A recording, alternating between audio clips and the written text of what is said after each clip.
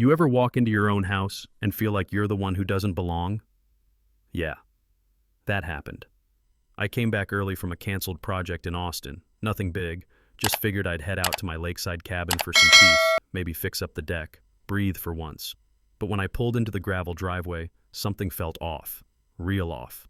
There was a silver sedan parked in my usual spot, lights on inside, curtains drawn like someone lived there. Except, I live there. So I unlock the door, right? Step inside, and there she is.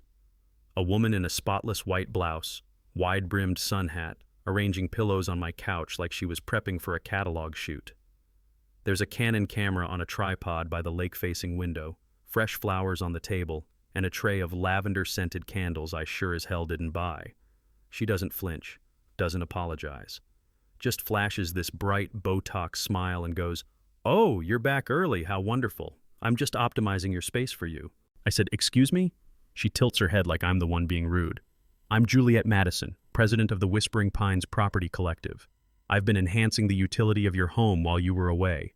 We've already got 2 bookings this week, $475 a night. Lakefront Zen Experience." She shows me the listing on her phone like I should be impressed. I wasn't. I was floored, angry, and completely confused, because that's my cabin.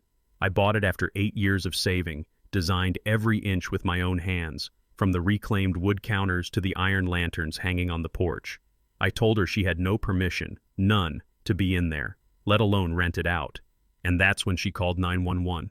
You heard me right. She called the cops, told them I was trespassing on her managed property. Now, imagine standing in your own living room surrounded by strangers' footprints, rental brochures, and Airbnb swag bags while someone calls law enforcement on you. Deputy Ryan showed up maybe 10 minutes later. Middle-aged guy, sun-creased face, the kind that's seen a lot of messy breakups and neighbor feuds. He didn't come in swinging, but the minute Juliet handed him a leather folder with what looked like official documents, I saw it in his eyes. Doubt. I gave him my ID, my keys, told him to check the deed. It was at my bank, of course. But the timing couldn't have been worse. Bank was already closed. So we were left with a standoff, me with keys, her with papers, and no clean way to prove anything on the spot.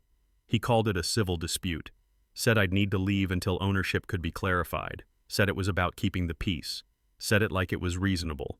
So I packed a bag, watched from the gravel road while Juliet stood on my porch, all faux concern and smug victory, arms crossed like she was protecting her investment.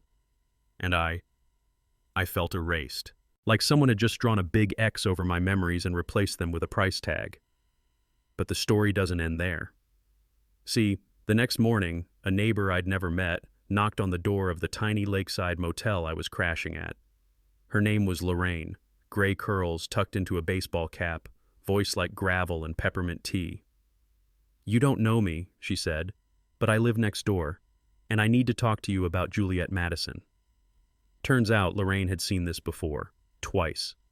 Juliet had a pattern, targeting properties owned by out-of-town folks, places left vacant for just long enough to raise suspicion. She'd slip in, fabricate HOA-sounding documents, stage the place, and post the listings. Some owners got worn down, confused by legal noise, and sold. Others just gave up. Lorraine handed me an envelope stuffed with photos, printed rental listings, even screenshots of old reviews from guests who'd unknowingly stayed in stolen homes. One cabin owner had lost everything, walked away after a 6-month legal battle because he couldn't afford to keep fighting. But Juliet's real weakness? She pushed too far. "She's building something on your lakefront," Lorraine said. "A floating deck, dumping sealant and adhesive straight into the water. I've seen the oil slicks from my dock. She's killing the fish, ruining the shoreline." That's when I realized it wasn't just about me anymore. It was about the land, the water, the community. So I played along.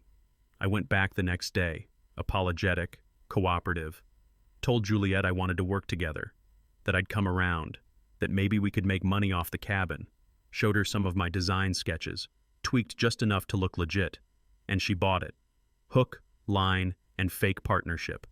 She walked me through her plans. "This deck," she said, waving a manicured hand over the half-finished platform floating above the poisoned lake, "will triple our revenue. Picture it. Romantic dinners, yoga at sunrise." Meanwhile, I was snapping photos, recording voice memos, capturing every instruction she gave her crew to hide the environmental damage, every lie, every careless boast. And then came Friday. I'd timed it perfectly. That morning, a state environmental inspector showed up for a routine assessment, unannounced to Juliet, fully expected by me. From Lorraine's deck, we watched as Juliet's fake investors arrived in luxury sedans, expecting champagne and a property pitch.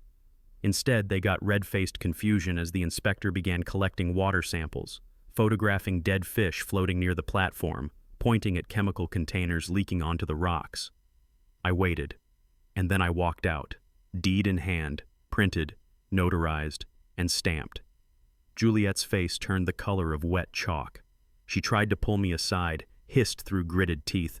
"Tell them you approved this. Say we're partners." I looked her dead in the eye. "I'd rather drown in that lake." Deputy Ryan showed up again, this time with backup. He'd seen the reports, seen the evidence, heard from Lorraine.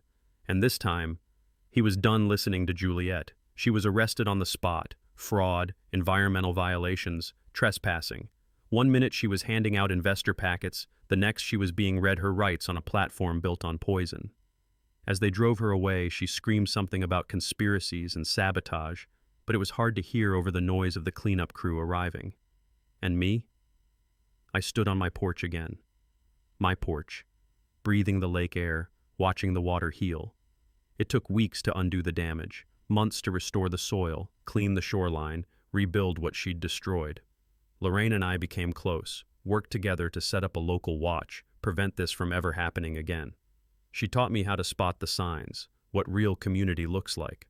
I carved a new sign for my driveway, private cabin, no HOA, no rentals, no nonsense. And I meant every word. But here's the twist. Since that day, I've gotten calls, emails, messages from folks in other towns. Same scam, different name, same fake HOA garbage, same smile, same paperwork tricks. So if you've got a second home or a family cabin you barely visit, watch it close. Because some people don't steal with ski masks and crowbars. They steal with paperwork, charm, and a fake smile. And sometimes the only thing that stops them is someone hitting record. So what do you think? Was the system too slow? Was it justice? Should I have done more? Or was that enough? Drop your thoughts below. Let's talk about what real ownership, real community, and real justice should look like.